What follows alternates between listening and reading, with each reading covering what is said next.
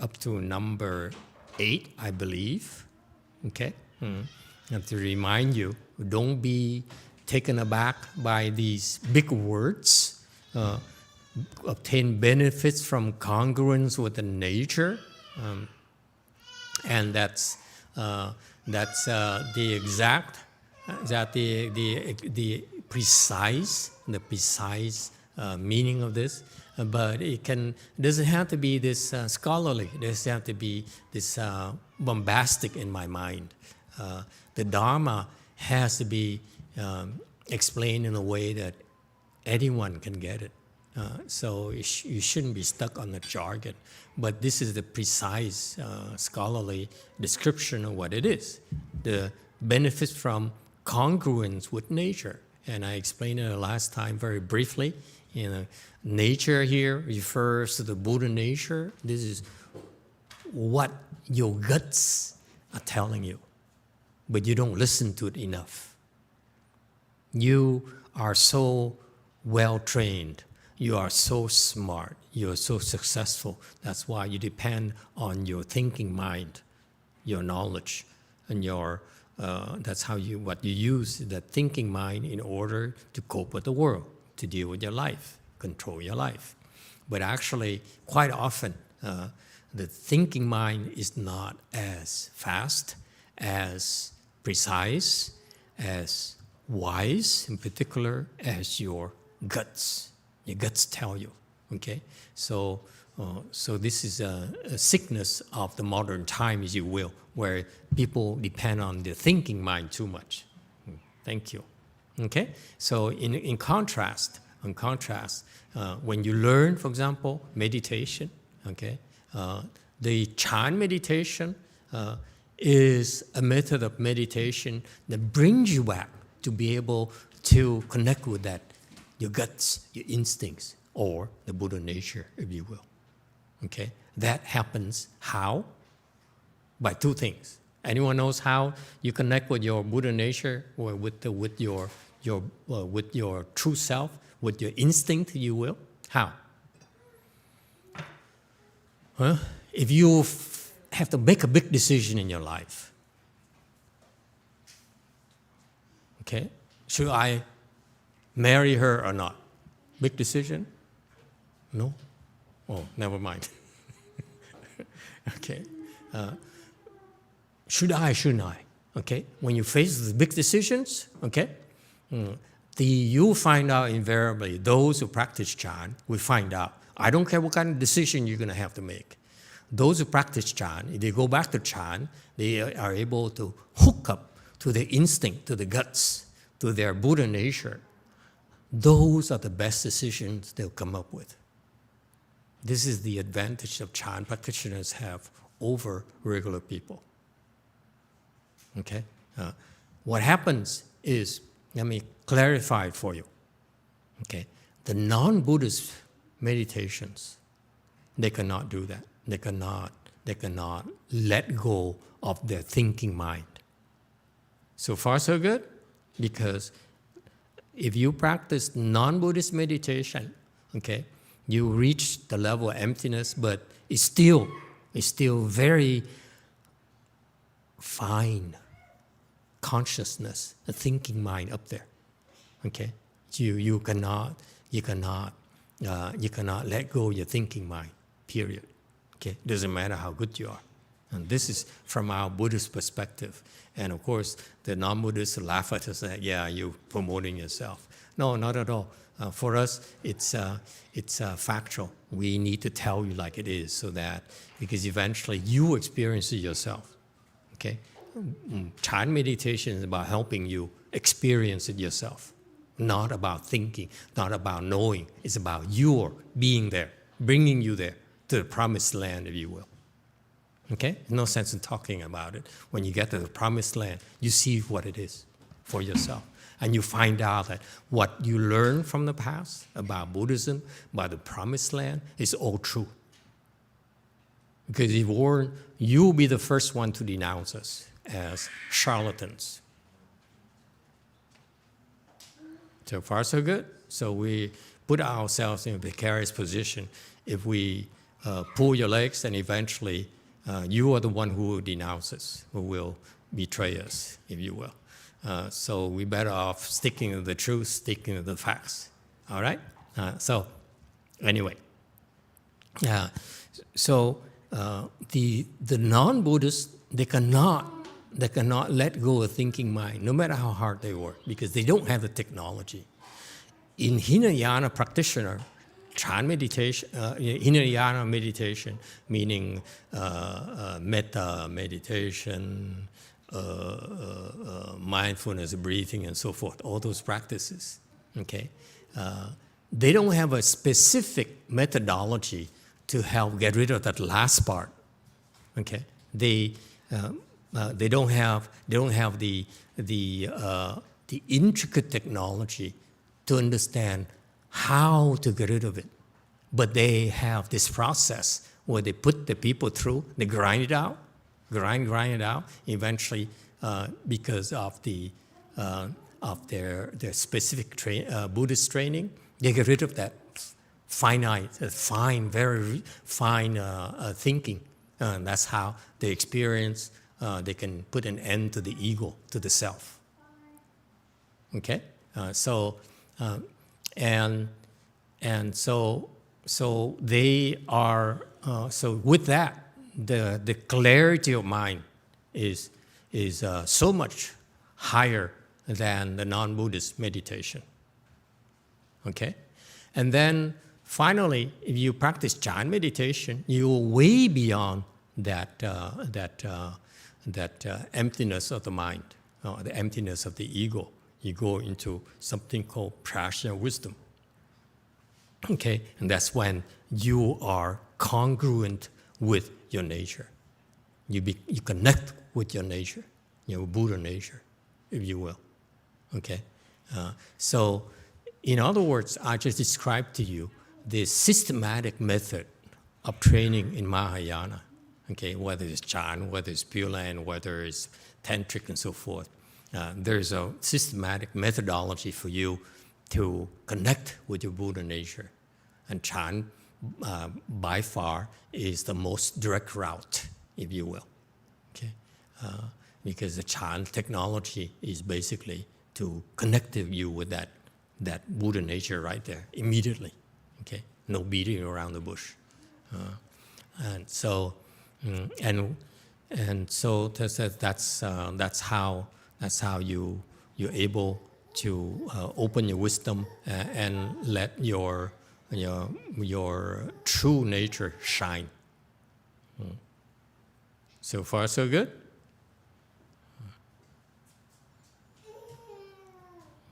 So when you attain prajna wisdom, meaning you have congruence with your nature, with the nature, then you derive tremendous benefits. Okay? What kind of benefits? You're able to greatly benefit what? Who? The world. Because until then, you can only benefit yourself.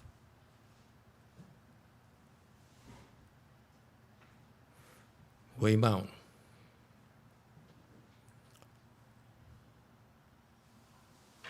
Master, when you're talking about your gut instinct, does that also mean your subconscious mind? If you like to call that, yeah, whatever you want to call it. No one really understands what the subconscious mind is. We call it your true mind. We call it your Buddha nature. You call it the treasury or the scum one, and so forth. We have different names for it, but basically it's a true mind. Okay, the worldly people call it subconscious mind and so forth. Subconscious has many levels. Okay, so for example, the conscious mind is what you're used to using every day.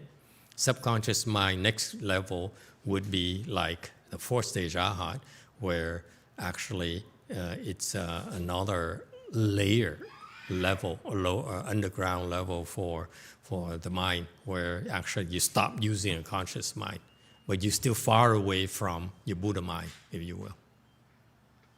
Okay, so subconscious mind, your subconscious soul, whatever, it's the imprecise non-Buddhist terminology.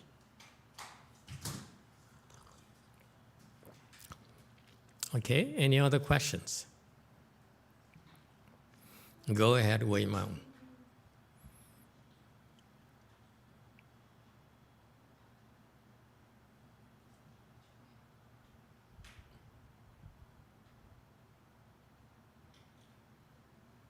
No more?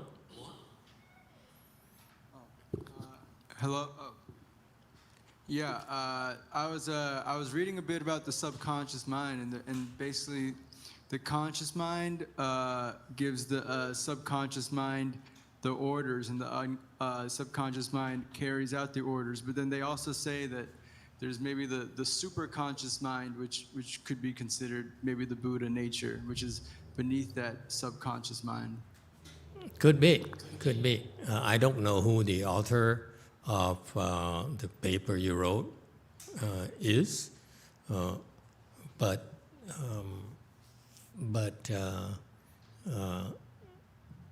I tend to be leery. I tend to be skeptical of the people who use different terminology without knowing where the background is, without knowing who they are. Okay, I listen differently from you. I read differently from you. First, I look at the person, the author, or the person who speak. Okay, then I see immediately the discord, if you will, between the words spoken by and the person, the level of wisdom of the person. So that's why, in other words, you have to be careful of the source. You want to quote the proper source when you talk to me, because, for example, to be specific, for example, he's dead already, so I'm not offending too many people. Dr. Suzuki, who's supposed to be a recognized expert in Buddhism, because he did a lot of translation work, primarily Hinayana texts, by the way. I don't recognize him as an authority on Buddhist concepts at all, because I feel that he doesn't understand. Okay, so that's why I'm different. I look at these words differently. I look at these quotes differently than you. Okay, so be careful when you talk. You need to cite the references carefully. Okay.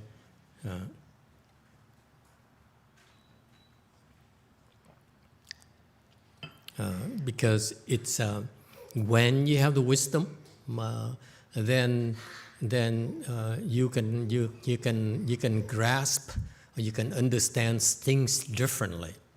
I'll give you a specific example. Okay, for my students, for our students, there are 3 classes of students, at least 3. Okay, number 1 is below 4th stage Arhat, where basically they are so full of themselves. Okay, no matter what you tell them, the ego will intercept everything and distort it. That's the way it is. That's the way how your conscious mind works. We tell you anything because you still operate based on your ego. Your ego will intercept everything that you hear and will distort it to the way that it likes. Sometimes it adds more salt. Sometimes it adds more soy sauce. At times it's a fish sauce. Sometimes it's sriracha and so forth. Okay, it's no rhyme or reason.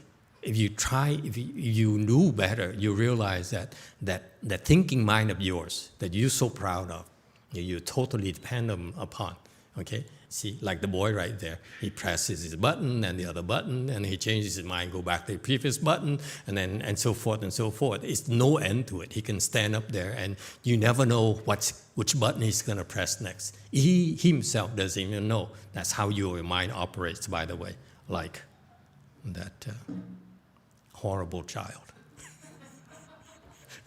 Okay, that's the truth. I'm sorry, it's not very flattering to you. That's how you are. You're a child. Your mind is totally unpredictable, if you will.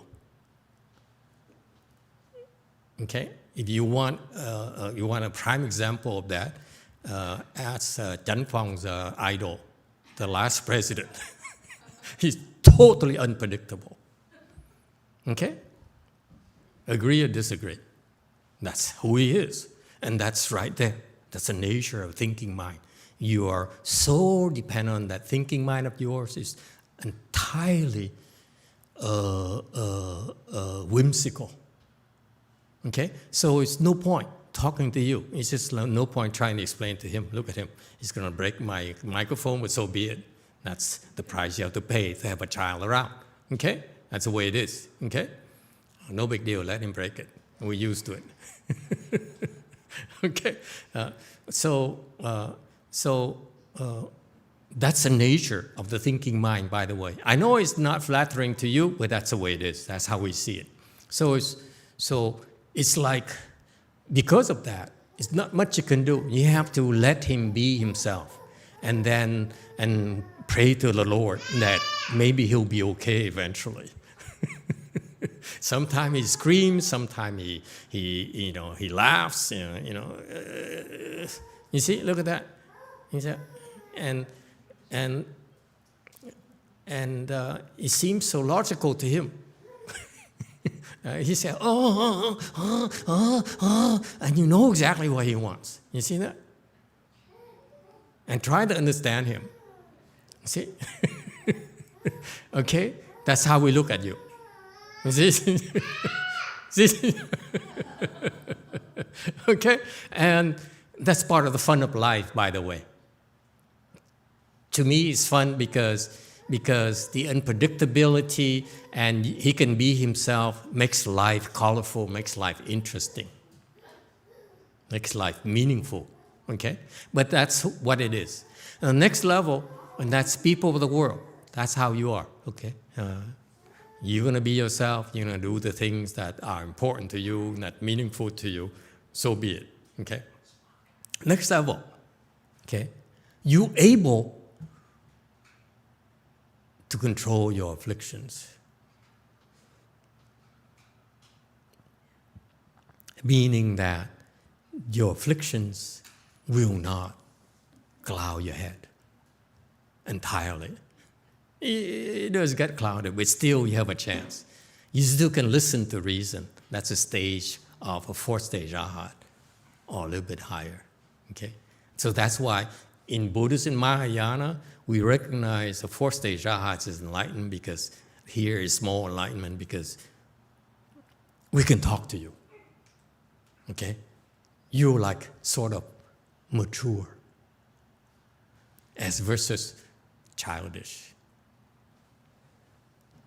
We understand each other? See, Ton gets what I mean right away. Okay? So at the fourth stage arhat, you're able to begin to recognize how ridiculous you are when you're afflicted. Until that level, it's no point. You cannot tell the difference. Any problems, anyone? And this is when you're supposed to stand up and walk out and say, what kind of Buddhism is this? Okay? And don't feel bad. That's the way it is. And then the next level is when you reach big enlightenment, where now we have to take you seriously, because there's hope for the world after all. Okay, so that's why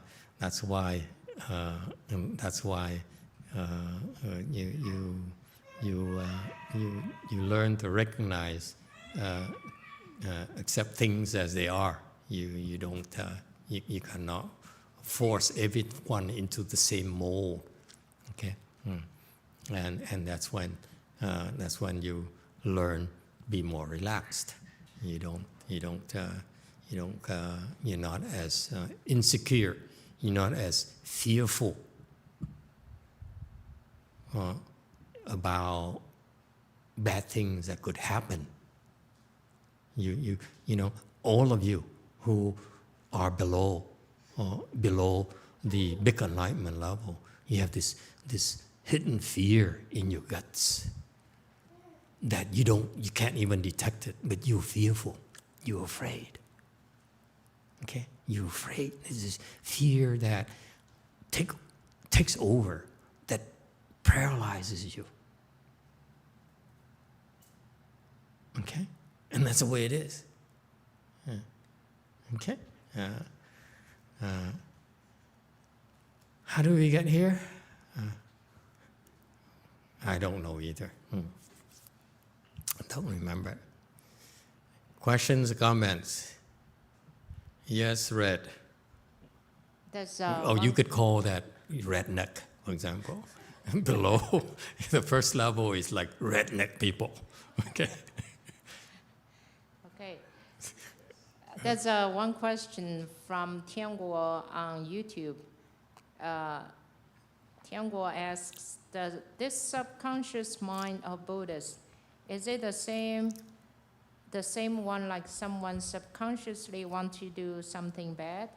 Or the Freudian way, saying daughter competes love of daddy with mom?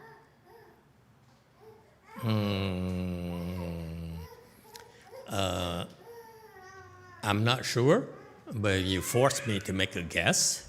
Okay, let me add another dimension to your Freudian model.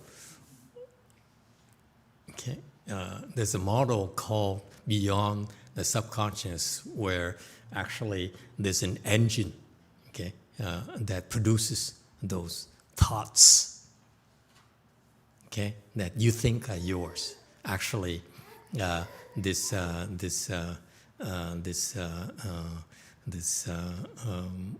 what you call are those super subconscious level thoughts could be from. They could not be yours. It could be from what we call ghosts, or spirits, or some other entities that the Freudian model fails to recognize. Okay, and that that's why you mentioned subconscious and so forth.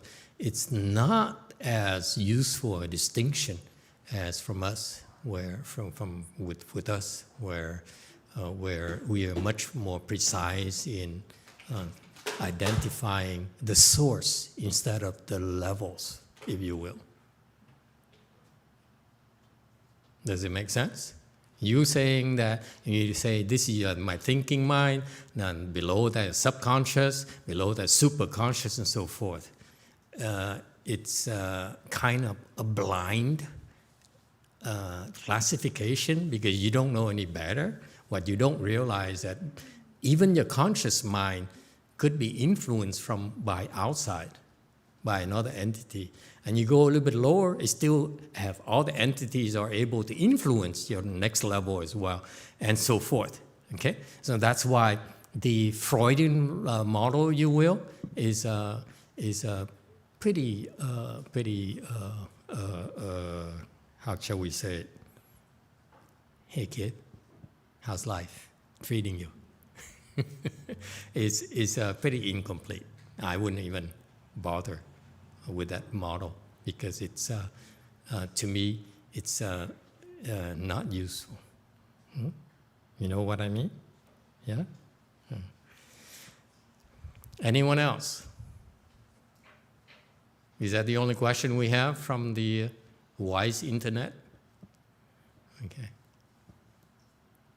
All right, number 9.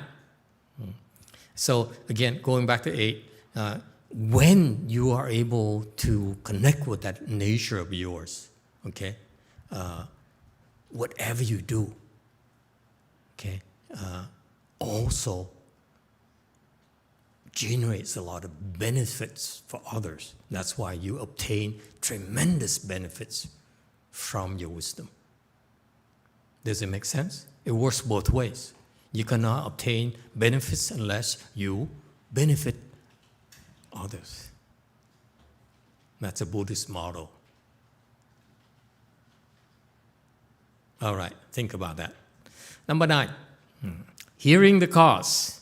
You understand that all have causes and you obtain great benefits. Okay. Again, the Buddhist model, the Buddhist wisdom is if you really have wisdom, you're able to see that whatever you observe has a cause. And whatever that previous cause here is also there because there's another cause in front of it. So that's the Buddha's infinite wisdom. It could describe in the Hinayana text as he sees one drop of water in the ocean, if you will. This has really impressed me when I first read about this 25 years ago. He says, the sutta, the Hinayana Sutta says, the Buddha sees one drop, you take one drop of water from the ocean. The Buddha knows exactly where that drop of water came from, all the way to the origin. You take one drop of water, you mix it in the ocean, right? You mix everything up, and you still take any drop of water, okay? And the Buddha knows exactly where it came from. Meaning that every single drop of water in the ocean, he knows exactly where it comes from. Try to do artificial intelligence and see how far you get. Okay? If you can have that kind of wisdom, then I would buy the autopilot from you. If you don't, I will never buy what Elon Musk is claiming about autopilot. You will get a crash. I guarantee you. Guaranteed. Okay? You buy his autopilot, your car will crash.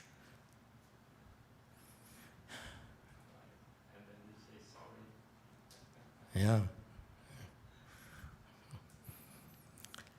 All right. So you see, and that's Buddhist wisdom right there. Buddhist wisdom is to be able to identify very precisely the cause of an event. Okay? So Buddhist wisdom is the profound or the thorough understanding of the causal relations between events.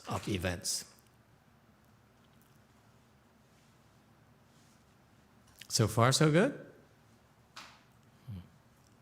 So that's why, because of that, for us, in order for us to be successful, let's say you want to be successful, you plant the cause to be successful. You don't sit there and say, well, how come I'm not successful? What do I need to be successful? The answer is, plant the causes to be successful.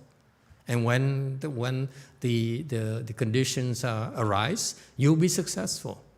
You be whatever you wish. You attain whatever you wish. Okay? So that's Buddhist wisdom right there. All right? Number 10, the rapid certification of all previous 9. Okay?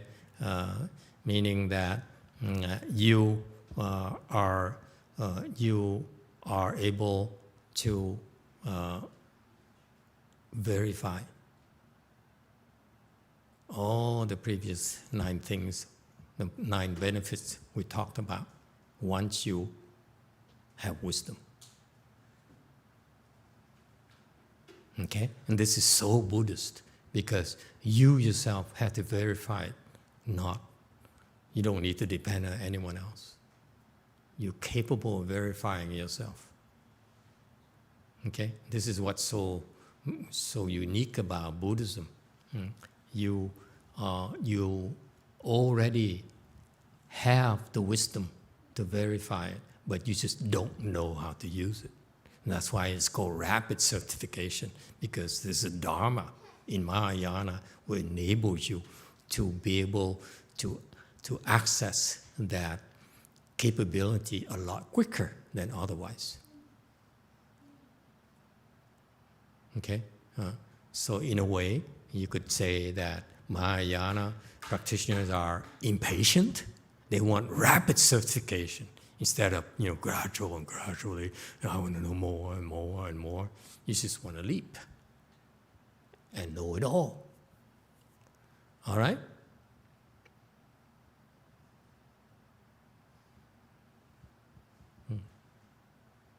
Any questions? And that's the difference, by the way, in methodology. Can we speak about it, or you'd rather that I move on? Because the more I do comparison, the more people think that I'm trying to sell or I'm trying to criticize others.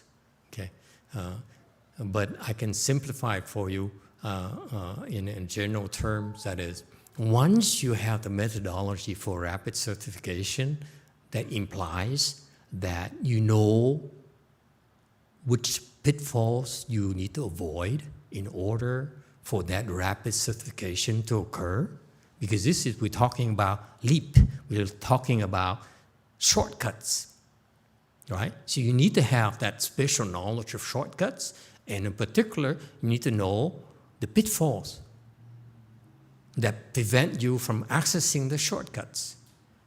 For example, okay, when you learn meditation, the non-Buddhists are very enamored with spiritual powers or special skills. They want to see things, want to hear things, they want to do things, they want to make pencils move, and so forth. Okay, so they are attached to marks. You see that? They want to say, because they go home and the mom says, "You've been meditating in the temple for all these years. What have you accomplished? What have you got to show for yourself?" He says, "Oh, I know emptiness." You say, "Emptiness? Does it pay for bread? Can I brag about it with my neighbors that my son, can make bread appear from out of thin air?" I say, no, I actually make bread disappear, not make bread appear. You see, I know it's funny to some of you, but that's the essence, the difference between Buddhist teaching versus non-Buddhist teachings. Non-Buddhist teachings are very attached to things, to greed. You do it because it's more beneficial for you and you see these things. Okay? Whereas in Mahayana, our form of practice, we don't see anything. We don't get anything. We just let go of everything, including our own mother. We don't even try to impress our own mother. Okay? And that's wisdom, believe it or not. You see, that's not for everyone. It's not for normal people. Okay? And that's a secret to rapid certification. Okay? You cannot afford to indulge in greed, indulge in worldly things. Okay?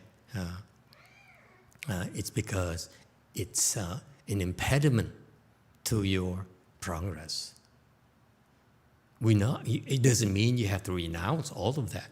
It only means that when you are engaged in the spiritual Buddhist practice, you need to drop all those worldly things, put it aside.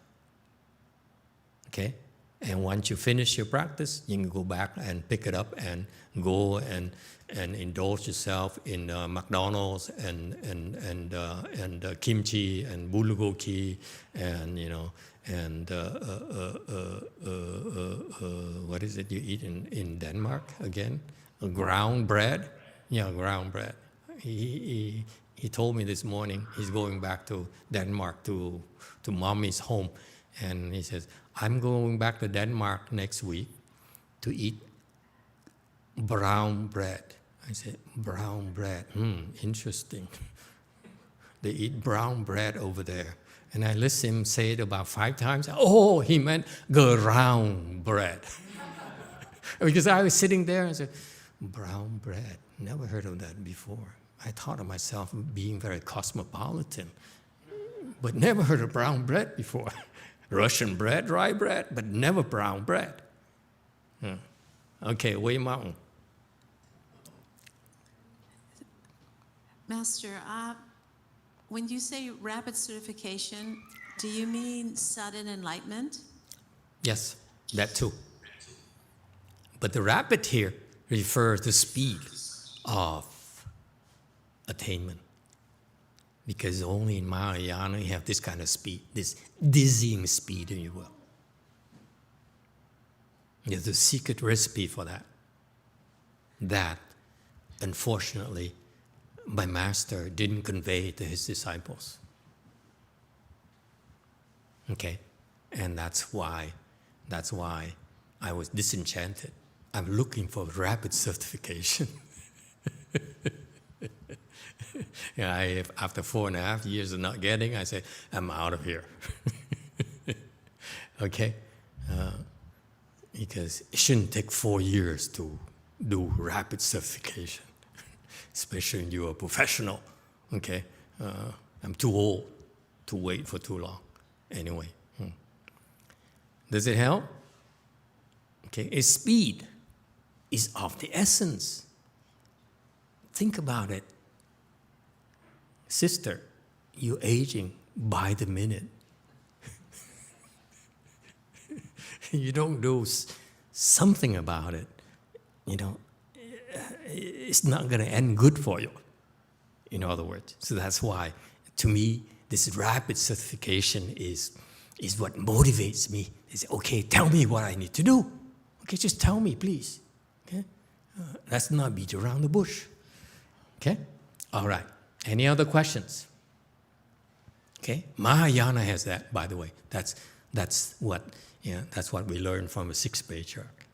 Okay, this sudden teaching. That's called rapid certification. Yes, Red.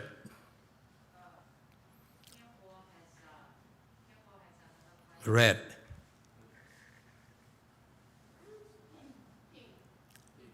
Pink? Sorry. Okay, blue now. It's green. I think this is a conspiracy. I'm not into conspiracy theories, but there's a conspiracy to render me colorblind. Okay, YouTube question from again from Tianguo. Tianguo asked, Master, you said 4th stage arhats can listen and reason. Then how do you explain the 500 arhats living at the beginning of Lotus Sutra? Not all arhats are winners.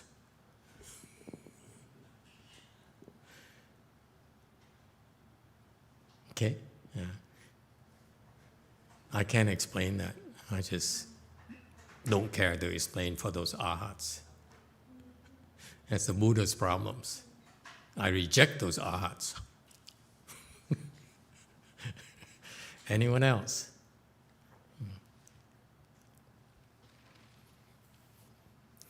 Those arhats stood up when the Buddha, Shakyamuni Buddha started teaching about big enlightenment.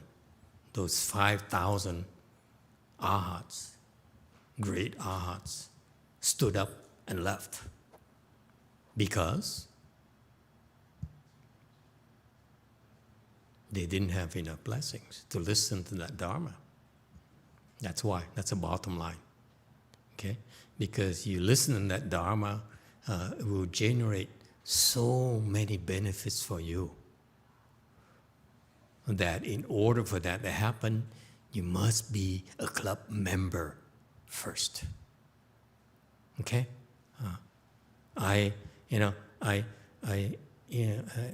When in my prior life, when we did business, my bosses would bring me to these exclusive clubs where we sit down, eat lunch, and they bring out fish. It's not as good as the Italian restaurant or that seafood restaurant there, but what's the big deal? It's exclusive, idiot. This is when you bring your people in to say, this is just for us. No ears can listen to our conversation. It's us only, that kind of thing, And I was too stupid to appreciate it. I went to this guy who's advisor to these people, and in his living room, you know what he has? He has one table, and the table is a huge block of wood. Okay, now his furniture. So he looked at me and I said, "It's a piece of wood. So what's the big deal?" I'm from Vietnam, we have sculpted, Oriental furniture. Okay, no, these people, it's called character. So you see, you need to have the blessing to appreciate these things. Okay? And I give you a final example that I heard recently. It happened recently only. One of my disciples finally became VP in this startup, okay? After failing miserably in his professional career, I might add. And then he became a VP of this startup company, and the boss, he worked for the big boss, okay? The president, chairman, or whatever, of this startup. And the guy is money, comes from money. He came from money. The family is so rich already, okay? It's a family, they own grocery chains, So it's the money family. So from there, he formed his startup company, took the company public, okay? Made more money on top of his fortune, and now he's starting another startup. And so he said, wow, he's so lucky. How can he be so lucky? So what he did is they had a special leadership training. What is this leadership training thing? He flew his lieutenants, his people, to Mexico, Baja, California. Interested? Should I continue or are you bored? Bored. Sorry. All right, moving on. What? Go on. You sound as if gone. We're gone like a 5,000 odds. So he flew them in this place here. And he says, this is a resort, okay? Where you go to the restaurant, okay? All like 20 or 30 of executive, these people went to the restaurant, they sat down, everyone is in short shorts and, in thongs and so forth. And everyone there knew them by names. They come and say, hi, Peter, what would you like today? I say, well, have we met before? No, so clearly the staff have 20 photos with the names, and they're supposed to memorize it, because otherwise they'll be shocked. Okay? And when they landed in their own airfield, they met with what? In Mexico, there's a lot of kidnapping folks. If you're rich, I would not advise you to go there by yourself. So they greeted with this armed guard, with one armed guard with a machine gun. Okay? Uzi model, something like that. Okay? And I said, no way, there's so many of you, one bodyguard. He said, yeah, on the rooftop, I'm sure there are at least 100 of them with scope rifles, scanning at you and ready to pull the trigger. Okay? But only one armed guard. Okay? So it's so exclusive, it's so private. And he didn't tell me the rest of the story. Okay? But you can let your imagination go wild. Okay? No kids allowed, by the way. Okay? And so after that leadership training thing, they went back to the real world. Okay? It's a world by themselves, the real world. And the big boss called him to the office and say, hey, son, you know what? Say, what boss? What boss? He says, of all the people who went there, who came to the retreat, you're the only one who's totally not impressed.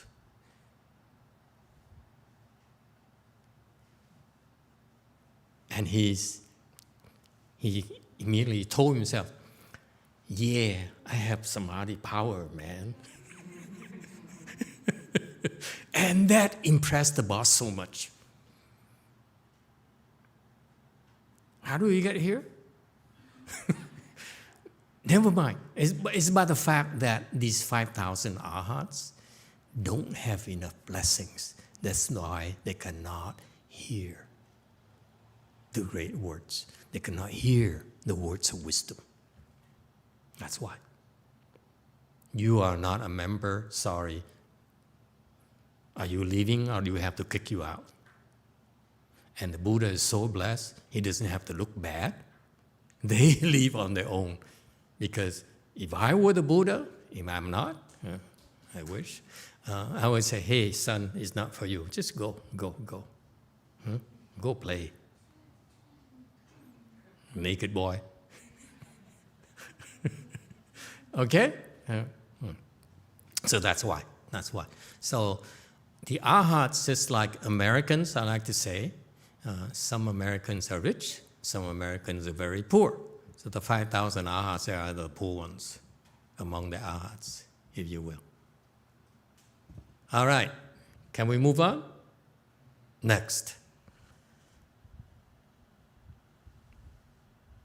Okay, so now he wants to talk about the conditions, the 10 conditions for this Avatamsaka teaching to happen. We're on slide 16. For this teaching to happen, there's a time, okay? There's a time for the teaching to be taught, okay? And there is, you need the proper time. That's a condition. Next condition with the proper place, okay? And we'll clarify the place conditions a little bit later, depending on the host, okay? Number 3, third condition with the host, meaning that depending on which audience it is, then you have different different bodies, different hosts teaching. For example, for us in this world here, we have Shakmina Buddha manifesting as a teacher. But for the Bodhisattvas, then the Buddha does not use Shakmina Buddha, but they use Lushanafo, Nishyangda. They use, the Buddha would use his reward body, which is designed to teach Bodhisattvas. Okay? Bodhisattvas need a special type of teacher. Not just anyone can teach them. So the Buddha knows that. So he needs to use, he uses different types of teaching host to deliver the teachings. Number 4, depending on samadhi, okay, that is, so the Buddha, this samadhi refers to the samadhi of the Buddha. Whenever the Buddha teaches something, he's always in samadhi. He enters different samadhi for different types of teachings. Okay, very precisely. When he's teaching, is so precise that he needs to enter the appropriate type of samadhi in order to teach that particular type of teaching. So far, so good. Number 5. And when he entered this particular samadhi, he also manifests, have these extraordinary manifestations, typically in terms of lights. Okay? When you enter samadhi, you emit different types of lights. Different samadhis have different types of lights. Okay? So that's what the Buddha does. He enters the samadhi and he emits different kinds of lights, and not just kind of lights that many of you quite often can see. His lights actually pervades worlds, galaxies, if you will. Okay? People can see, beings can see those lights from galaxies away. Okay? Or the other common manifestation are flowers. Flowers, because they are usually offerings from heavenly beings. Okay? You have heavenly beings who appreciate the teaching so much they came to make offerings, because that's the chance to plant blessings. They cannot cultivate like we do. You come to the temple, and because there's a physical place here where you actually come and you can plant blessings here. Okay? Whereas the heavenly beings, they don't have that kind of chance, the same chance. So what they do is when the Buddhas or the great Dharma hosts speak Dharma, they would come and offer flowers. Okay? And also another manifestation, quite commonplace for the Buddhas and Bodhisattvas when they speak Dharma, is that the earth quakes in different kinds of quaking in terms of there are 6 types of quaking, okay? That could be local, could be universal, or could be a rolling earthquake like we have here in California, where you see like this roll, the earthquake is rolling, okay? And there's another type of earthquake quaking where it feels like you have the upheaval, or you have another type of quaking where it actually feels like you have 2 mountains, okay, crashing to each other, okay? So those are called auspicious quaking, okay? Or what fascinates my disciples, a lot of my disciples, is the quaking, okay? Because somehow they tell themselves that when you become enlightened, there's some quaking. So now in California, every week they call me, here's a 3.5 quake in Fresno. Is there any of us enlightened master that we should know about? So those are the things that are kind of cool. And they're real, by the way. They're called auspicious portents, manifestations. Okay? All right? Number 6, depending on speaker, okay? And the Buddhas deliver the sermons differently, the Bodhisattvas differently, and so forth. But usually, when these important dharmas are spoken, okay, you may have a Bodhisattva, you may have someone who on the surface is not a Buddha, but actually they're aided by the Buddha's power. So this happens a lot in this sutra, Avatamsaka Sutra, where you have this Bodhisattva speaking Dharma to us. And actually, they usually preceded by this phrase as, at that time, infinite intention, inexhaustible intention, Bodhisattva, aided by the power of the Buddha, started talking. So they aided by the Buddha. Okay, so the Buddha would speak the Dharma through them, if you will. Okay, it's a fascinating world. Okay. Number 7, on slide 17, depending on listeners. Okay, so I don't know what these two guys are. Zhong Zi Qi, I forgot, and Yu Bo Ya.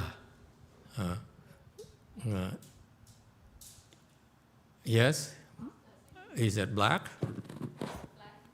Black. Okay, it's black. Master, you know the story is the Gao Shan Liu Shui story.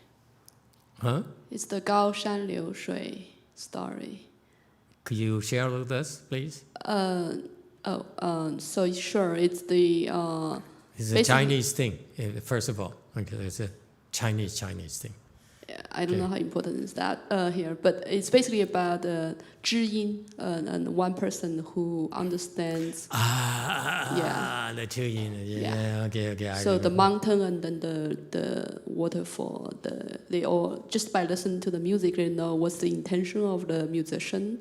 Is the musician had the mountain in the mind when they play the piece, or the musician had the flowing water in their mind. Yeah. I know. Sure. She rendered a beautiful Chinese thing into something so sterile. Sorry, in the interest of time. What do you mean, interest of time? This is fascinating story. This is so Asian that the Westerners cannot appreciate this. You know what I mean? Only us Asians have this kind of heritage that the Westerner has no clues at all. It's so sad because it's such a beautiful, beautiful thing. Okay? Which one is that? Zhong Zi Qi, is that the guy with the musical? Yeah, Boya. Bo Ya is the 钟子期 What he does? huh? Zhong Zi He remembered the Qi. whole story actually in classic Chinese. Okay, go ahead, young man. Share with us. It's a beautiful, beautiful story. I love this story. That was the. Go ahead. How old is he and he knows about this story already? Seriously? Yeah, but I don't know if he's going to recite it, but he read the story. What you guys speak about at home?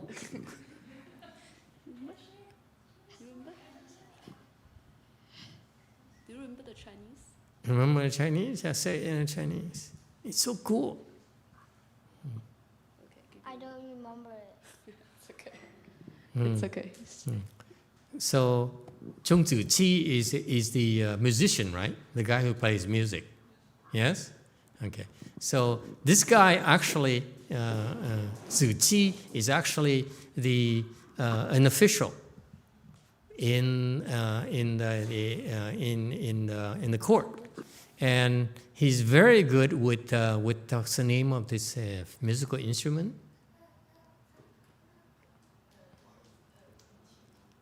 Gu Qi. Gu Jin. Oh, the old guitar. Vietnamese called tỳ bà. Yeah.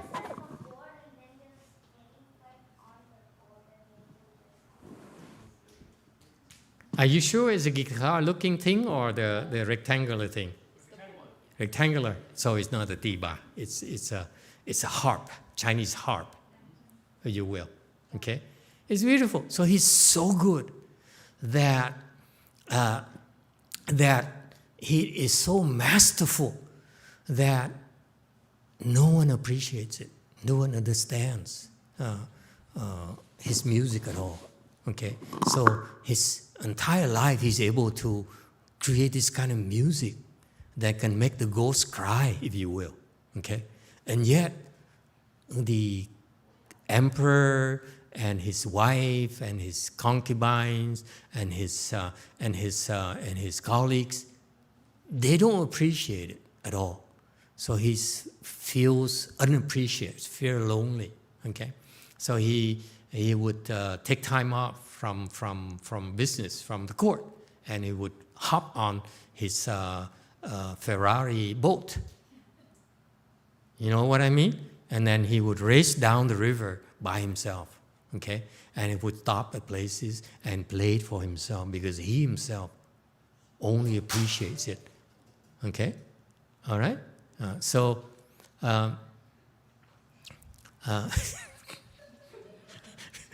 He just crashed. The boy just crashed. He's so proud. I just crashed. Did you notice? I just crashed.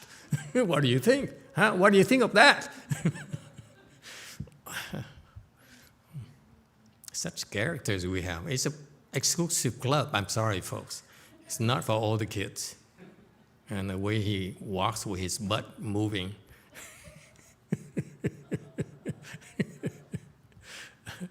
Anyway, so he was resigned to the fact that he only, that no one understands, no one really appreciates his music.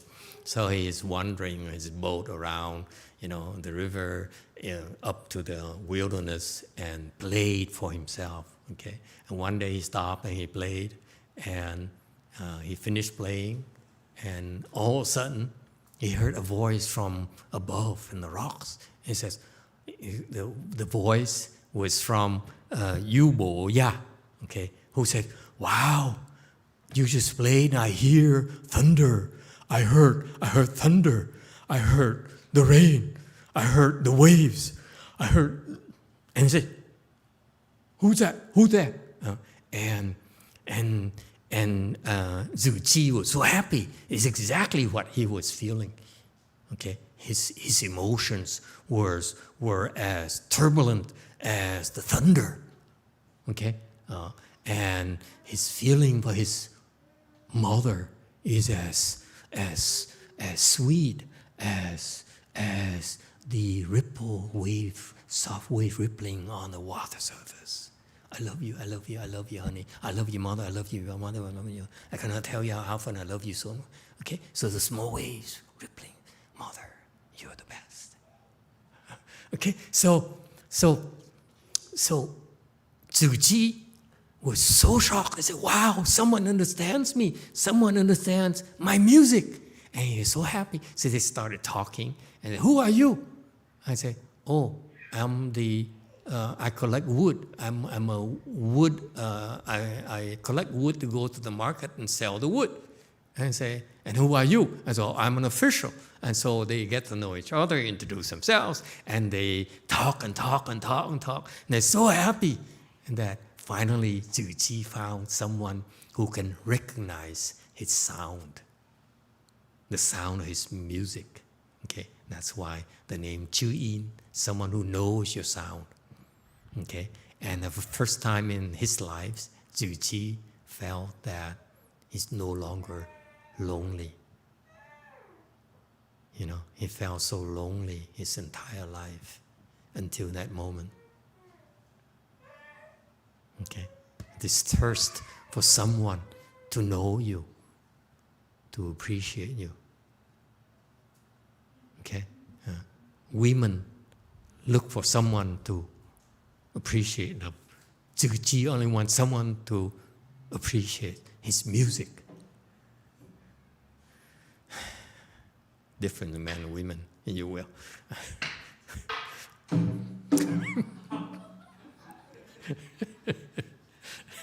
You see, speaking of music, recognizing the music. You see? And see, he's inspired, isn't he? He said, "I'm going to start playing musical instruments from now on." And so that's the origin of the word. Someone who recognizes, who knows your sound, who understands your sound. Okay, and when I heard that story, for the first time, something like 15 years ago. I finally understood what is it in my entire life that I felt, no matter what happens, I felt that something is still missing, until you find someone who understands your sound. When you're angry, when you're nasty, and so forth. That kind of sound, that kind of connection is there, and still haven't found anyone yet. Anyway, that's the story of my life. But I understood the thirst of having that connection, that someone understands you. You know, like women, I often hear women say, "Oh, he understands me. That's why I love him." So, oh, you don't know what you're talking about. Okay, you so gullible. We understand enough.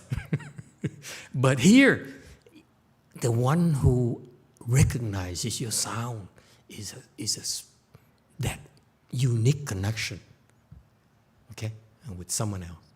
Okay, so that's why speaking the Dharma to the teachers is the same thing, you know, because when the students recognizes, understands what you're talking about, the teacher is very, very happy and can keep on giving you. Whereas if you listen and you say, what else have you got?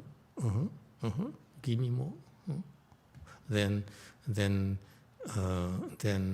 it's very discouraging to the teacher. Okay, so the good listener can motivate the Dharma host a lot. Okay, and number 8, depending on the speaker's virtue. Okay, meaning that these great teachers, they're doing the work, they're coming to our world to teach us. And in doing so, they make a lot of sacrifices. They sacrifice time with their family, with their children, in order to be here to teach us, okay, and carry our cross for us, if you will, okay. So these, and I speak and I remember how my late teacher, Master YongHua, is the first teacher I found who's like that, and the only teacher I found I had a chance to meet in person. Well, actually, so 6 pager, but that's different. Okay, but Master YongHua is the personification of the virtues of a teacher. That he sets the standards for that. Okay. Number 9, depending on the requester, and the idea here is you must request. Okay, someone has to request the Dharma before it's spoken, and not only it must be requested, but it must be requested properly. Okay, so it's about your sincerity. If you request, your level of sincerity will earn the proper teachings for you. All right? And number 10, depending on the assistance here could be from a speaker perspective, from the requester perspective. A lot of things are going on in these humongous events, folks. It's not like us here, where we have like a handful of people studying a Dharma together, and this is our humble conditions. But actually, when the Buddha spoke the Dharma, when Buddha spoke this Avatamsaka teachings, it's a humongous, it's an earth-shattering event, okay? And the Bodhisattvas came from all over the universe to listen to the teaching. All right? So in order to do that, they have a lot of help. They get a lot of help. All right? Questions or comments?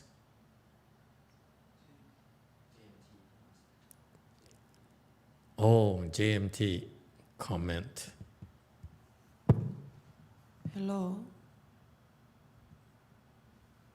Master, you mentioned about the understanding the sound, and then you have you said you have this special connection with somebody that understands.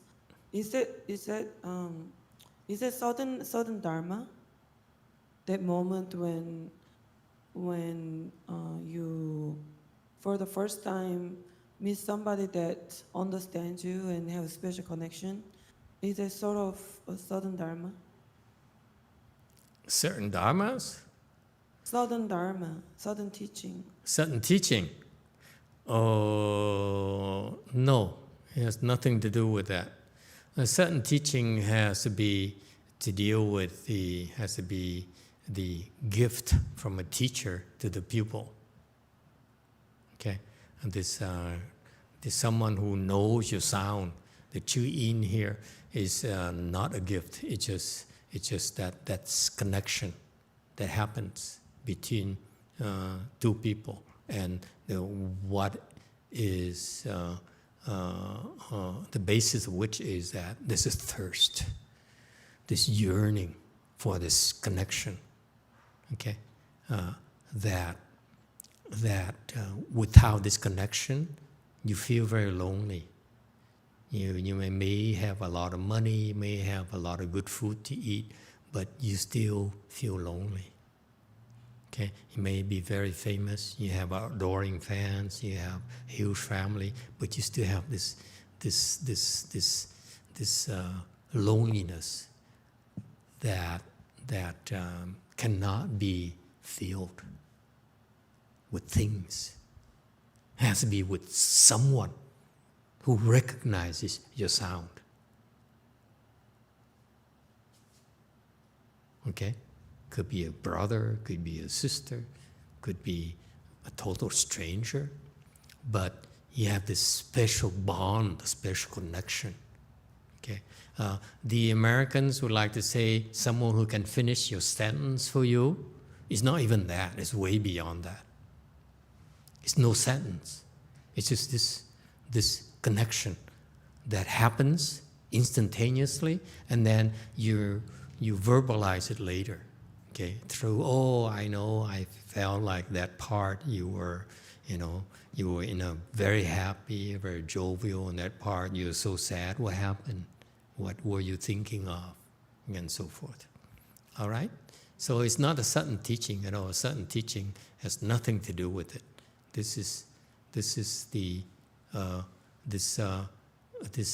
What happened is, in my opinion, what happened between Zhi Qi and Bo Ya is that it's not the first time that they're able to have this connection. Okay, so that it happened before, and when it happened, it is such a special feeling that in future lives they still have this hole they cannot fill in their heart. They cannot feel. Okay, so it has nothing to do with a certain teaching at all. I'm sorry, it's not that simple. Go ahead, JMT. I ask you this question because when I did the first chanchi in Lu Mountain Temple, and then at the end of the chanchi, Master says something, and then for the very first time of my life, I felt somebody understood me, and that moment was pretty intense for me. And then I think that's the moment when I felt like this is the way that I need to pursue. Like that was very strong. And it seems like when I talk to somebody in Korea or in the Chan meditation class, like it sometimes happens, like not too often, but sometimes happens. And I think that's like very important for somebody to start believing that this kind of practice can change the situation or themselves. So that's why I ask about this question. Yeah, and I think I understand what you're coming from. It's just like you recognize the sound that you've been yearning to hear. Okay, it's different from the chew in here. Okay, this is similar to it, but the relationship is different. The chew in here is peers. Okay, the peers where you have this comfort level. Okay, where it's not love between two partners, two people, but it is this comfort level where they're peers in that sense. Okay, love is not a peer thing, is it? You women help me out. I'm way out of my league here, way out of my depth. Okay, women like to think they're the peers, but men don't think that you're peers. I think. Why am I keep on wading into when I don't need to? Okay? But the point I'm trying to make here is that the difference in expectations. Okay? So, but this chew in here, that someone who knows your sound is peers. Okay? Where they can lower the guards and say, that's it. I can totally trust this person, okay? Because this person is just like me. Okay? We're just the same. Okay? It's just like you would never hurt yourself. I mean, normal person, not you. I'm just sorry. Okay? You manic and depressed people, it's the exception. Okay? But so the tree in here is the peers. So this is comfort level, if you will. Whereas what Xian An, right? Yeah. Just kidding. But Xian An is referring to is that she heard my voice, and then all of a sudden she says, yeah, that's it. That's what I've been looking for in my life. It's not, I hope, it's not from a peer. Was it? How quiet? Why are you so quiet? Wait. She still has to think. Okay. Someone is not getting full ordination. Do you hear me? Yeah, go ahead. Last chance. What was the question, Master? I couldn't get it. Too late.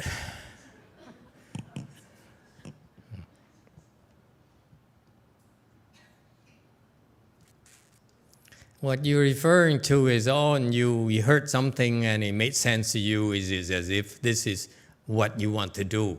You're searching for something, and you found something that makes sense to you. Yes? You know what your life is about. Okay, it's different from a Chuyin. Okay. Okay. Yes, Master. Good. Okay, we still have a chance. Anyone else? Does it make sense to you? You know, I also have a thing, but not the same way as Xianan, in that when I listen to Master YongHua, it all like clicked. It's just like, yeah, of course, you know, this is it. So it's no processing. It's just, yeah, it's just like you heard it before and you hear it again and you say, oh yeah, of course. Okay, so you don't fight, you don't process. Okay, but it's slightly different from Xianan, is that Xianan says, I've been looking for direction, sense of direction. I'm looking for meaning in my life because whatever I have is not fulfilling enough. Okay, so that it takes a certain level of blessings before you have that thirst. So it's different. So yes, but we just went through 3 different scenarios where where this is quite the two. My experience, her experience is different from the Chu-in, where you actually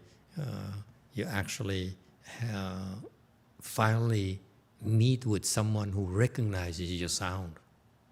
Okay, and when it happened to you once before, then you always have this thirst, because it's like two different people, two different souls, and yet they're like one. You know that for example, especially in our people modern times, you may be married, but your husband could denounce you and betray you, and run to a younger wife, that kind of thing. Where Chu-yin is special, you just one, okay? Because no one else understands you, knows you, the way that person does. Okay, and because of that, okay, you will never hurt yourself. You're one. Okay, it's very, very special thing. Okay, and the closeness of that is so special. Okay. Questions or comments? Okay, moving on.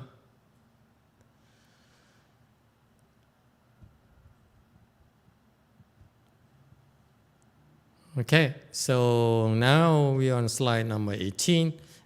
We go into the actual body of the text that Master Qing Liang explained. We went through some of it already, but let's go through these 10 different doors here to get a more or less scholarly view of this sutra here, so that we become a little bit more knowledgeable about Buddhist principles, because I simplified too much for you the last 15 years, and to the point where you have wisdom, you don't know what your wisdom, how to describe your wisdom. It's so sad, You have passion, wisdom, but you can't express it. Okay, so this is whereas the scholars, they understand all these scholarly words. They learn about it, but they don't know what they mean. Whereas if you now have wisdom, you listen to these scholarly things, you will be able to make the connection. So that's our approach, by the way. It's different in that sense, where we emphasize on our side, on our track, we emphasize opening practice of wisdom first, through Chan, which is very, very quick. Okay, and then when you have practice of wisdom, then it's your responsibility to explain to people. That's when you need to learn how to explain to people. Okay, so the timing is perfect, because now many of you have practice of wisdom, and now you need to learn the theory behind it. Okay, and if those of you who do not have practice of wisdom yet, you will. How's that? Okay. All right. So the text says preliminary explanation of the sutra's meaning, general analysis that you can divide into 10 doors. So this is about an overview of the sutra's inconceivable multi-layered principles. Okay, that's the nature of Buddha's wisdom, by the way. It has many, many layers. The same words the Buddha spoke, it means different things to different people in the audience because of their level of wisdom. Okay, and so that's why it's really inconceivable. The prologue will give the general analysis of the wonderful and the inexhaustible principles, meaning that in the Chinese they say, exhausting by taking and cannot be exhausted, not depleted by use. Okay, that's the nature of this teaching, the Avatamsaka's teaching, and the Buddhist wisdom is expressed in these inexhaustible principles. Okay, and you will also be exposed to throughout the sutra to 4 kinds of Dharma realms. Again, looking to learn a little bit about the jargon that I assure you, the scholars have no clues on what we're talking about. Okay, zero, zilch. So when they try to throw things at you, you say, that's the Dharma realms of the specifics. And then I say, no. And Professor so-and-so says, no. I say, you refer to the Dharma realm of principles, yeah? I say, no. Oh, no. Also, is it the Dharma realm of non-obstruction of specifics and principles? Okay? And then the professor says, no, you don't get me. I say, then it must be a non-obstruction, Dharma non-obstruction of specifics and specifics. And the professor says, no, what are you talking about? And I say, but professor, is everything there, the whole universe of Mahayana Buddhism is right there in these 4 Dharma realms. See? That's how you impress the professors. All right?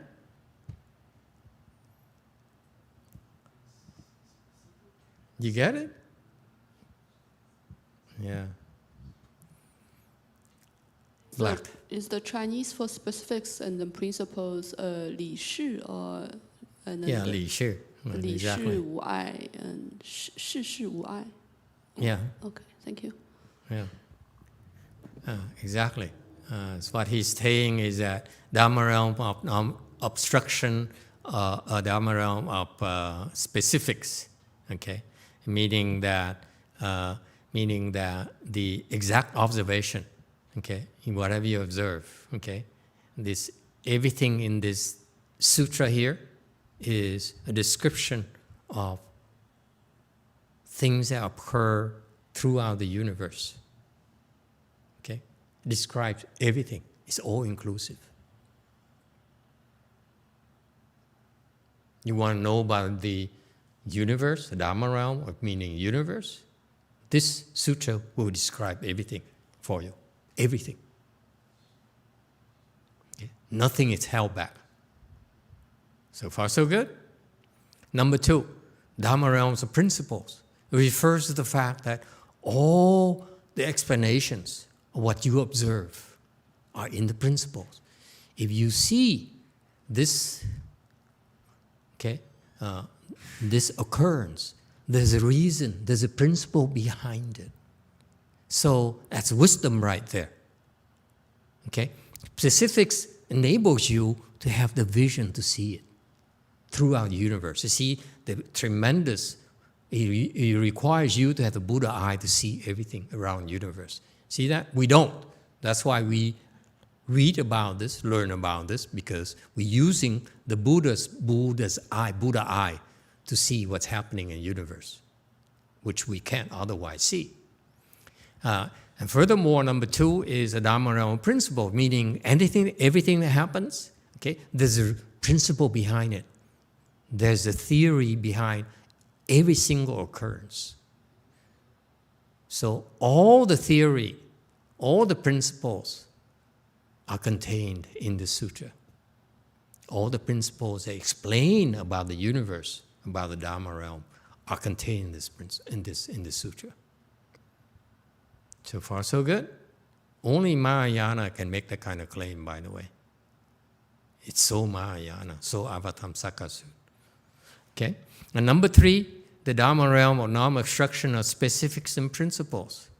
He says, if this principle here explains this particular specific or occurrence, okay, This doesn't mean that's the only connection. It also, all the principles kind of explain this as well. All the specifics can be attached to the first principle as well. So it's no obstruction, meaning that you should not be so myopic. You just don't say that I know everything, okay?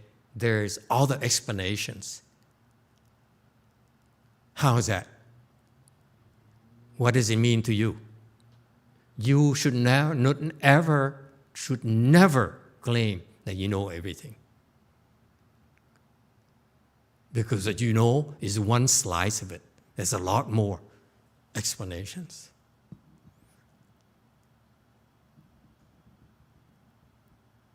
You should be more humble, especially if you really understand the Avatamsaka Sutra, the Avatamsaka teaching. You never claim you know everything. You never claim you're better. Never, ever. Is it clear? Because if you are that good, that refers to your specific instance where you're good, okay? But that being good there doesn't mean you understand everything. Okay? You understand everything refers to principles. Okay? You understand all the principles. All right? And finally, non-obstruction of specifics and specifics. Okay? Just because you observe something, and that doesn't mean that the opposite cannot happen at the same time. How is that? Just because you can measure it on your counter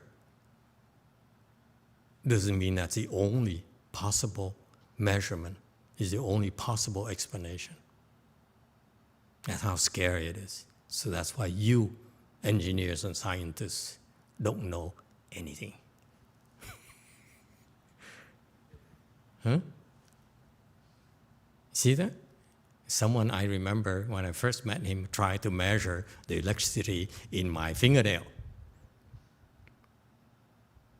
He looked at me because his friend says his engineer here has some equipment that can measure electricity in your fingernail. So you like here to measure, look at me and say, yeah, you can measure my disciples. So I threw my disciples at him. And after he's done, he looked at me again. I told him silently, don't you dare.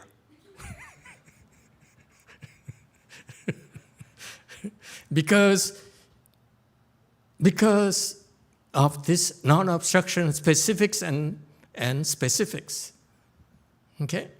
Meaning that just because you can measure my disciples doesn't mean you can measure me. Never mind.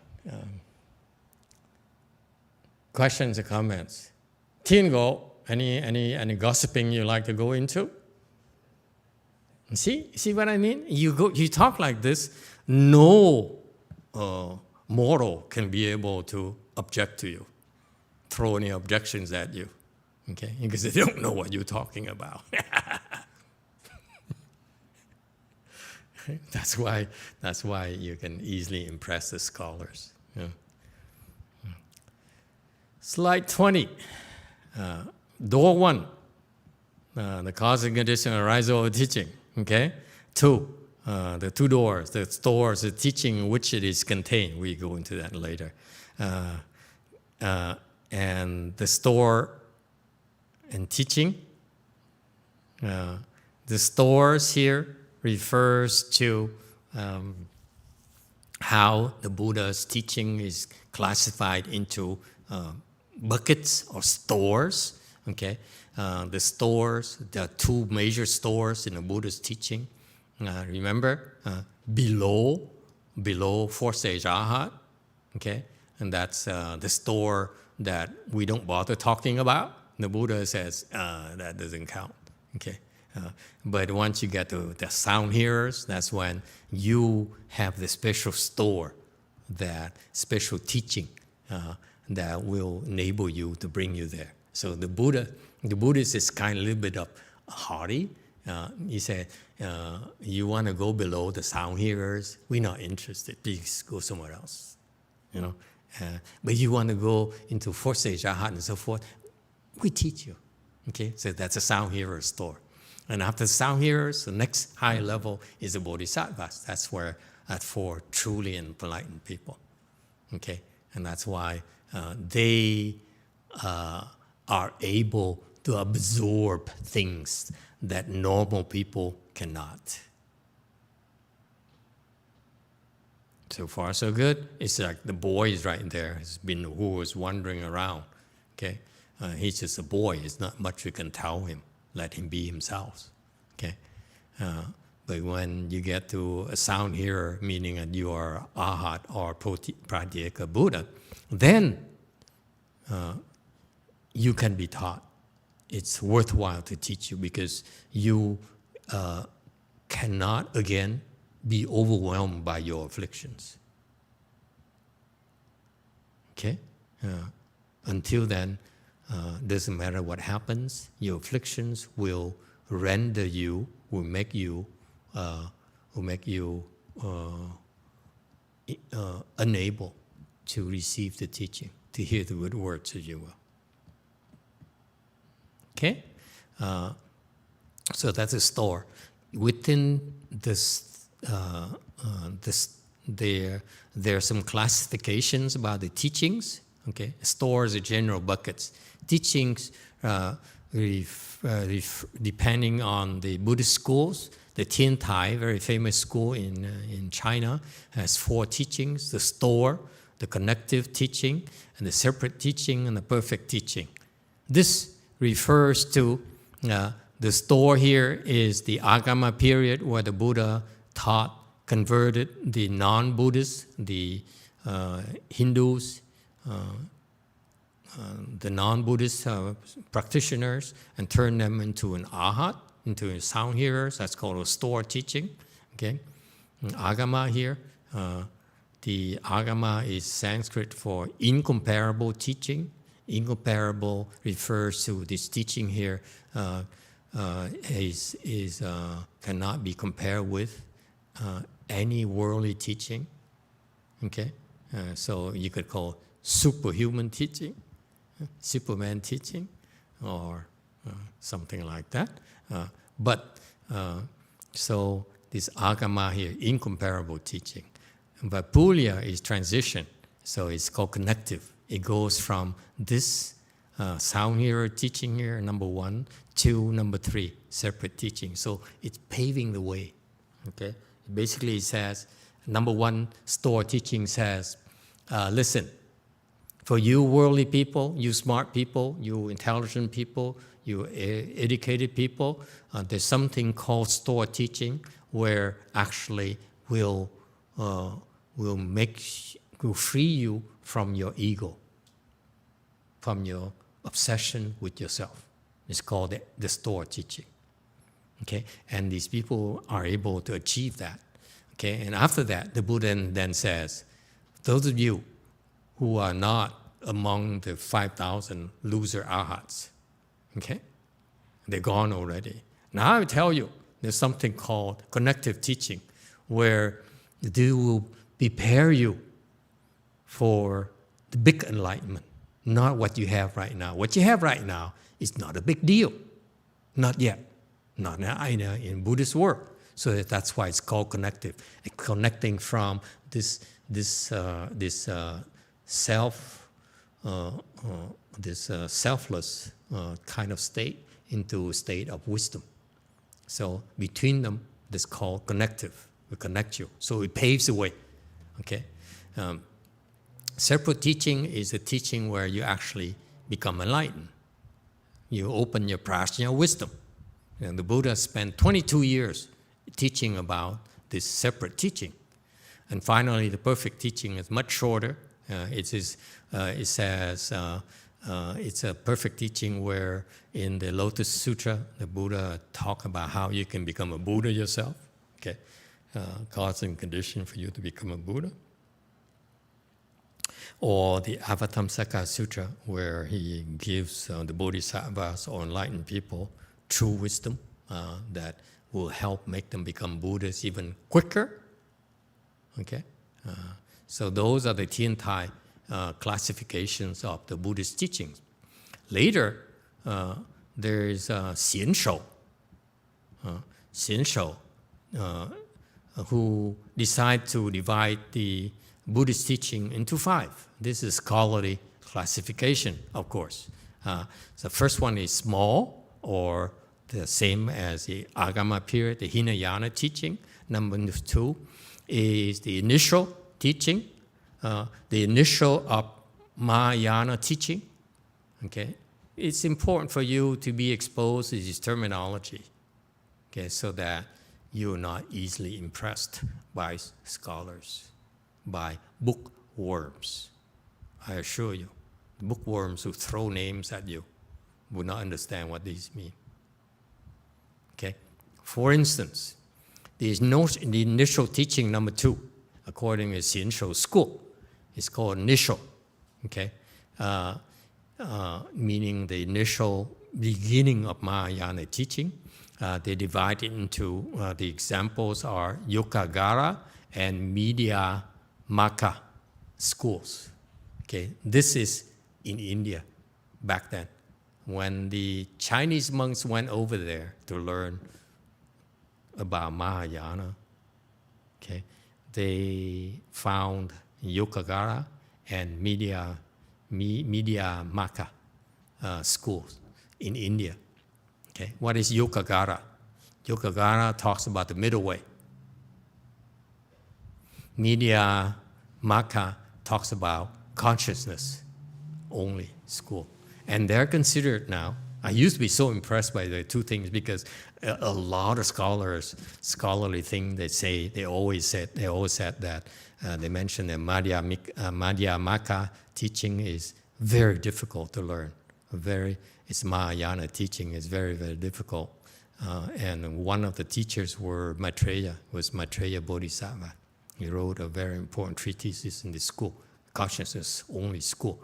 And it turns out that this Madhyamaka teaching here is actually classified as initial, meaning low level Mahayana wisdom. And that's my shock too, because after I, a certain part in my journey, I realized that Yokagara and Madhyamaka is actually pretty low level. It's only a lot of words. They don't really mean much because they talk about talk. Okay? They have no idea. Okay? Yokagara is the middle way, so I don't think most of them understand what the middle way really is. Okay? And if you learn about consciousness, it's a lot of theories, and they don't explain to you, really tell you how to develop your practical wisdom. So you know a lot about these concepts, but you don't know how to unfold your wisdom yourself. That's why I consider these schools to be low level. They talk. Okay? They don't know the secrets they don't have the key to unlocking your practical wisdom. That's why they call it initial. It's just introduction. Introduction to Chan, if you will. Cross your legs, endure your pain, that kind of thing. Okay? Number 3, final teaching, or the Tathagata store. Okay? And that is actually, it tells you of the Mahayana itself. That's why the Buddhist teaching, Mahayana teaching, is contained in the final teaching here. That's why it's called final. Final meaning that this is the final kind of Buddhist wisdom you can have, according to the Xian Shou classification. Okay? Or it's also called the Tathagata store, as an example. Number 4 type of teaching is a sudden teaching. And here, the emphasis on revealing than verbalizing. Okay? meaning that you reveal these state secrets, if you will. You don't just talk, you don't describe, but it's like Master YongHua occasionally reveals these state secrets that I felt way back then. His disciples didn't get it. And that's my curse. I was not impressed with that. Never was. Okay? So this this great monk came to our world to reveal these state secrets, and they're largely ignored. Or Master Huineng gave us the cream of the sudden teaching. He revealed all these even more profound secrets than Master YongHua's revelations, to the point where his own disciples, Master Huineng disciples, didn't even get it. And that's why the 7 patriarchs are a disappointment to me. All 4 of them. That's how profound Master Huineng's teachings were.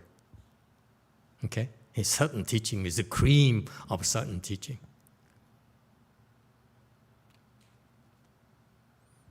So to the point where later his eminent disciples, like the young and I forgot his name, the young kid, Sheng Hui, thank you, Sheng Hui, who came to him and as a kid, as a youngster, and he picked up on Master Huineng's teaching very quickly. And after he died, Sheng Hui went around and started a school himself to propagate the sudden teaching. And he called himself whatever the name of the school is. And I chuckled. I said, huh? Some? Heze. Thank you, Heze. Thank you. How come you remember all these things? You're so Chinese. So Heze school, which stuck around for 150 years, and then it died. It died because the proof that it's really not sudden teaching. It's a subset of sudden teaching. That's why. Eventually, people moved on and say, nah, this is, big mouth like me saying, no, that's not really sudden teaching. That's why eventually people caught on and they said, no, that's not sudden teaching. And that's why it died. Okay? But there's room for those people. All right? So the sudden teaching to me is so cool. So in that, and it's Chinese wisdom is so beautiful. Okay? Actually, it's beautiful. More than, if you will, the Tuyin. The Tuyin still has a sound, still has feelings, but sudden teaching is like, I'm home. You know what I mean? No need to understand anymore. I'm home.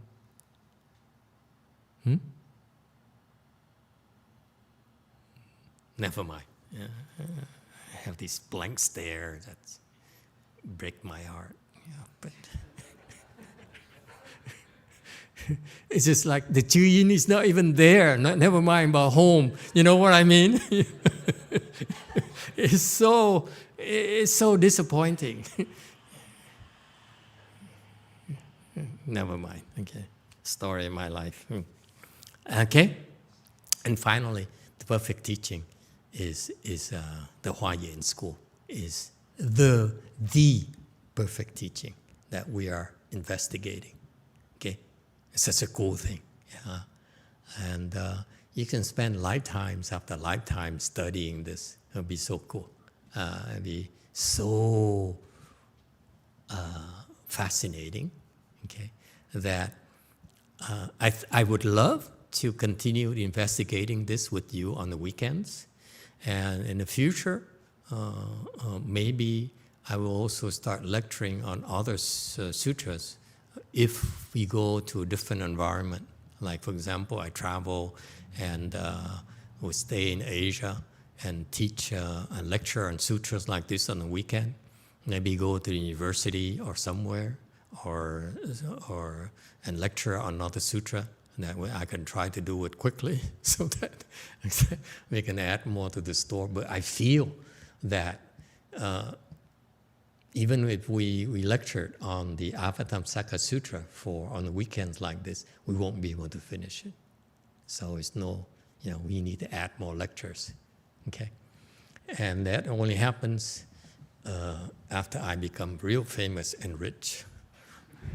Now I don't have to worry about money and disciples anymore. Yes, JMT. Right now is a struggle, hand to mouth, hand to checking account, electricity, water, mortgage, why do you need to go to the emergency room? Someone just sent me a joke yesterday. Said she got online to do the bill payment, and then the next day the husband called and said, "Honey, the day before yesterday, I had $40,000 in the money in the account. It's all gone." And she said, "Oops, I meant to pay $4,000, not $40,000." You know what I mean? So, Hello. Koreans, go ahead. The Koreans don't smile at all, Yeah. Yeah. Did you hear that? Yeah. Do you feel any interest in explaining Lotus Sutra in the future, Master? It's too long. Oh no. Yeah. Koreans are Listen, really interested in Lotus if I Sutra. explain the Lotus Sutra, it would be like many years. And then I don't have time to do other work. Okay? Like fixing someone's dog who's dying.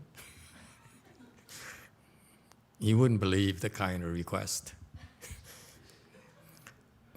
My dog is dying. Shall I kill him?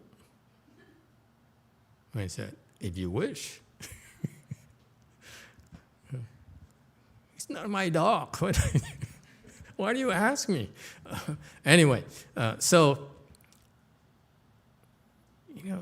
what is with the Koreans? They never smile.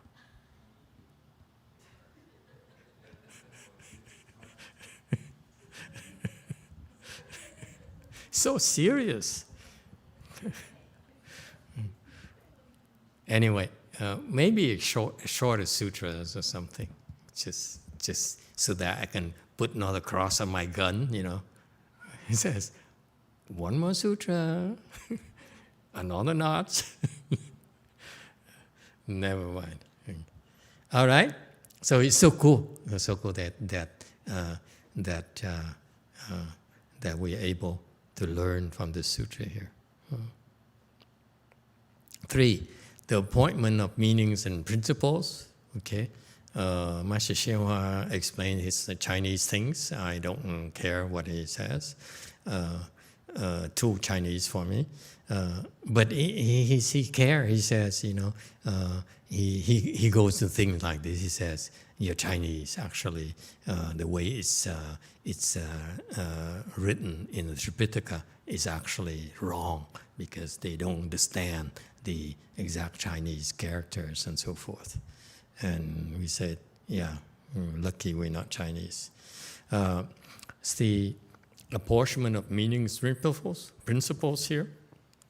He refers to the need to appropriately allocate by measures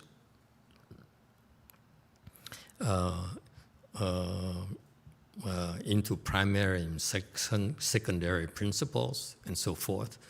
Okay, so measures here refers to we need the proper dosage, the proper ailment. Okay, there is such a thing as if we are into healing, the importance of the dosage. Okay, same thing with teaching. when you teach people, you need to give them a proper dosage in order to cure them of their stupidity. Okay? And once you give them a proper dosage, okay, to overcome their obstructions, then they begin to understand their principles, and they can be classified as primary and secondary. Primary are the major principles, secondary are supporting principles or derivative principles. Okay, so far so good? What is this with you people? Like today, San Jose is full of people, and then Mount Temple, there's not even a soul. Look at that. So why are we getting all the big temple down south?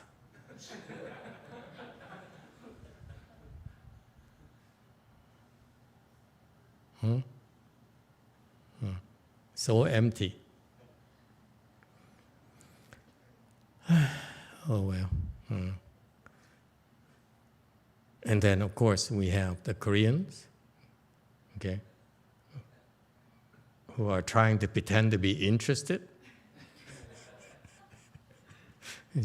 And they're telling each other in Korean, he goes on and on and on.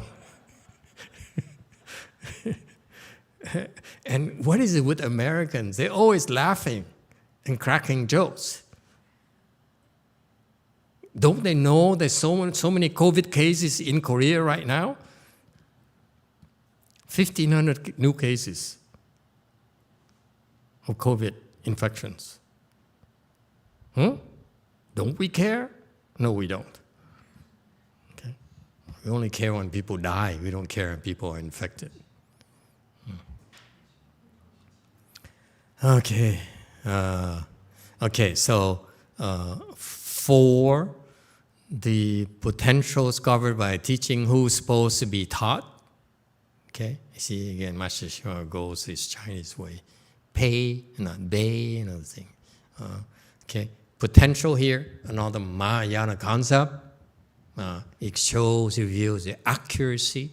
Okay, the dosage has to be appropriate for the sickness. Okay, or the teaching has to be appropriate for your ability to receive it. Okay. It cannot be given to you prematurely. Okay. Number 5, door number 5 is shallowness of and depth of the teaching substance. Okay.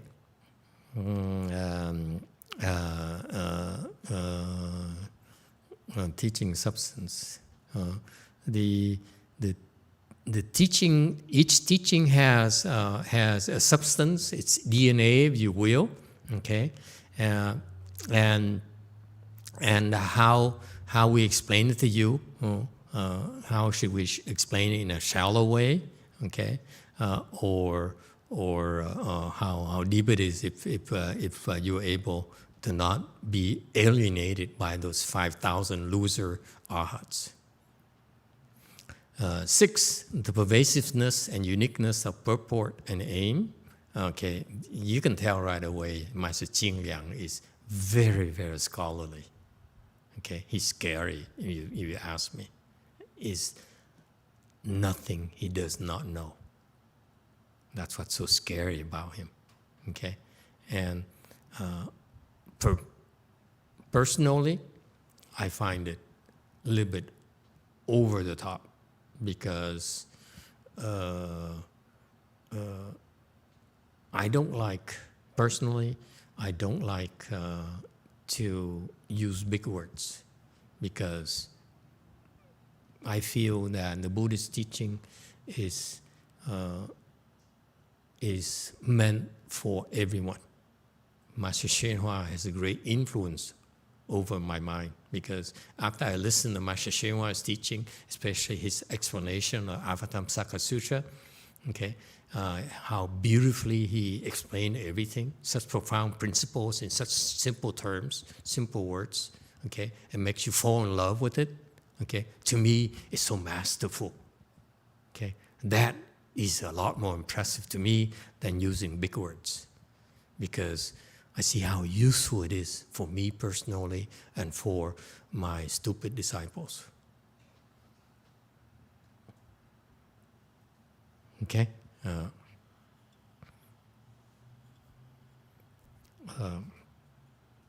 Speaking of stupidity, it brings tears to my eyes. So it tells you his disciples are incredible. His disciples are scary. Imagine if I talk to you like that. This all the way place would be empty in no time. And the Koreans probably won't go, but they fall asleep. Okay? So but it's important. I feel that we should go into this as well to see how the smart half lives. Okay, the purport and aim refers to the purpose and the mission. Okay, mission impossible, and pervasiveness refers to how this teaching here is applicable to various dimensions, time, space, and any dimension you can think of. Okay, and uniqueness is in layman's term. Uniqueness here is your distinctive competence. Why it is so unique. Okay, and this is this. I personally cannot identify with this because I always ask myself, what is it I'm bringing to the table that's not there before? If not, am I not simply wasting your time, people's time?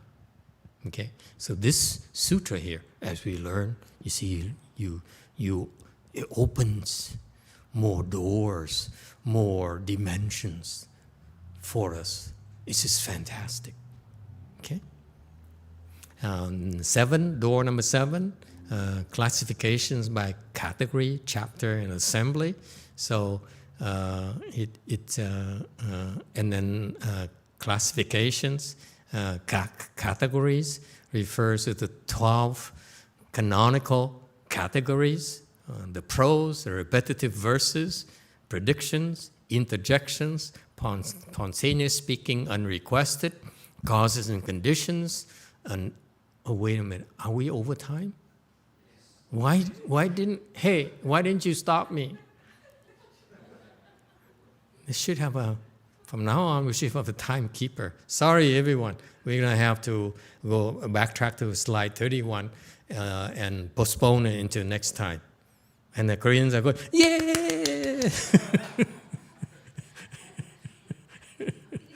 Now they're laughing. Too late. Okay, we stop here. Thank you, everyone. Let's do reverse transference.